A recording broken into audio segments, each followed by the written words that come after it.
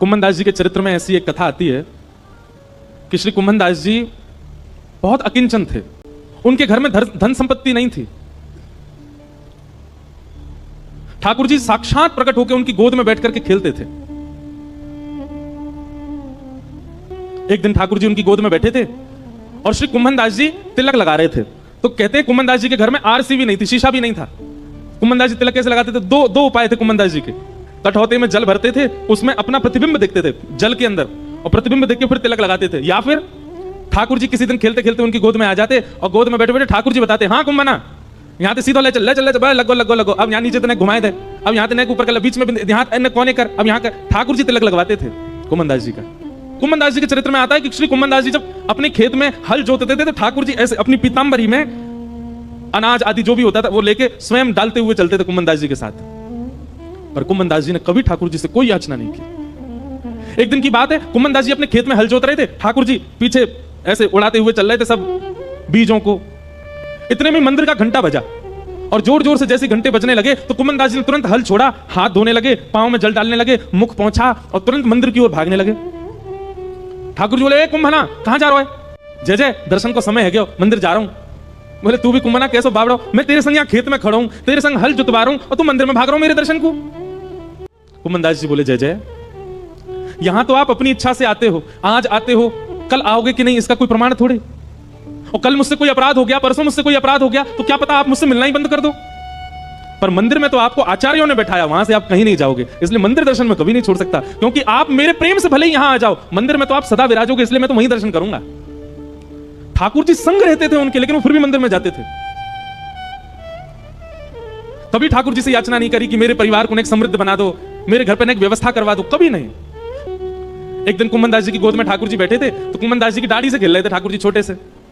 तो ठाकुर जी ने मन में विचार किया, कुम्भनदास के घर में बड़ी दुर्बलता है, मैं कोई राजा के मन को चेताता हूं ताकि वो आधी संपत्ति कुम्भनदास को दे जाए।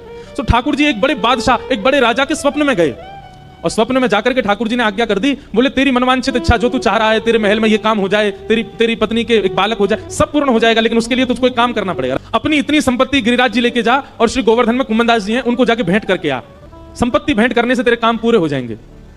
ठाकुर जी की आज्ञा मान करके वो राजा कुम्भनदास जी के यहां गया और उस समय कुम्भनदास जी की गोद में ठाकुर जी बैठे थे, खेल रहे थे कुम्भनदास जी के संग।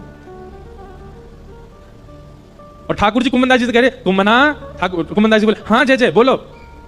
अरे सुनता हूं मैं तो एक बात करनी है। हाँ जय जय बोलो, कहा बात करनी है? इतना बस कहा ही था, इतने में ही वो राजा कुम्भनदास जी कुटिया में आ गया और राजा के आते ही ठाकुर जी अंतर ध्यान हो गए। सामने बादशाह खड़ा है घुटनों पर बैठ करके अपनी आधी संपत्ति अर्पित करने को, लेकिन कुम्भनदास जी इधर उधर देख रहे हैं। अभी तो यहीं बैठे, कछु तो कह रहे पतो ना बोल के ना गए मुते, अभी तो यहीं बैठे, कछु तो कह रहे बोल के ना गए। राजा ने चरणों में प्रणाम किया, बोले भगवान आपकी आज्ञा हो तो मैं आपके कुटिया में अपनी सामग्री रखवा दूं, मैं आपको धन संपत्ति कुछ दान करने के लिए आया हूं। भैया ले जाया संपत्ति को, कोई और में बांट दियो और कोई ना लेवे तो जमुना जी में बहाई दियो। ऐसी संपत्ति को कहा करूं जाके मेरी कुटिया के द्वार पे आते ही ठाकुर जी भाज गए आते। ऐसी संपत्ति को मैं कहा करूंगा जैसे ठाकुर जी छोड़ के चले गए। घर के लोग चिल्ला रहे हैं, अरे कुम्भनदास जी कुछ तो ले लो, आपकी कुंवारी भतीजी है उसका ब्याह करना है, घर की थोड़ी मरम्मत करवा देंगे, रात में वर्षा हो जाती है तो रात भर सो नहीं पाते हैं, हमारे घर में जल भर जाता है, अरे कुछ तो ले लो, कोई देने आया है। कुम्भनदास जी बोले, ऐसी संपत्ति ना लूंगा। जाके द्वार पे आते ही ठाकुर जी भाज गए। ले जा भैया, तेरे आगे हाथ जोड़ूं, अगर तू बहुत देर बैठो रहेगा तो मैं प्राण त्याग दूंगा, या को अभी लेके जा। और हट पूर्वक राजा को भगा दिया वहां से। राजा के जाते ही ठाकुर जी फिर आ गए। कुम्भना दौड़ करके गए, ठाकुर जी को गले से लगा लिया, बोले नाथ कहां चले गए आप? ठाकुर जी बोले, कुम्भनदास एक बात बता, मैंने एक राजा को स्वप्न दिया और स्वप्न में जाकर के वाकु चेतायो कि अपनी आधी संपत्ति ले जाके कुम्भनदास को दे दे, और वो तुमको देने आयो, तेने स्वीकार क्यों ना करी? अरे तेरे घर में बैठवे के काजे कोई चद्दर ना है, तिलक लगावे के काजे आरसी तक ना है, तेरी भतीजे के ब्याह के काजे एक फूटी कौड़ी तेरे घर में नहीं है, मैंने चेताई करके एक राजा को भेजो, तेने वापस कर दियो।